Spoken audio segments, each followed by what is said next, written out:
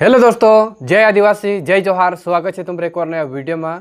तो भाषा इन वीडियो में आप सब भाषा का आज हेल्प में मदद करना है। स्क्रीन पर तुम ये फोटो देखो। इन फोटो में तुमको आज देखा रहे दुई जना घरवालों ने घरवाली।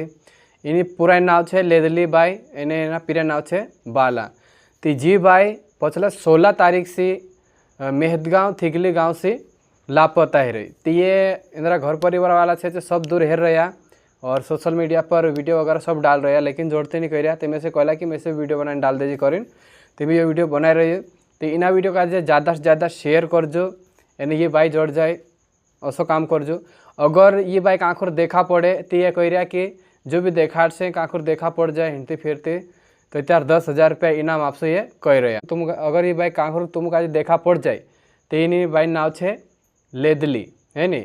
एने यो मोबाइल नंबर इन में आप दम इना मोबाइल नंबर पर तुम फोन लगाड़ी संपर्क कर ले जो कह दे जो अगर आँखों देखा पड़ जाती। ये इंदिरा घर परिवार वाला छे काफ़ी परेशान हो रहा हेरे हेरिन थाकी रहा है नी। तो अतर नानो सो वीडियो होता तुम ज़्यादा से ज़्यादा वीडियो आज शेयर कर देजो। अगर ये बाई आँखों जुड़ जाए तो देखने 10,000 ये नाम भी आप दे से है नी। तो बाय बाय दोस्तों, ज़्यादा से ज़्यादा शेयर जरूर कर जो।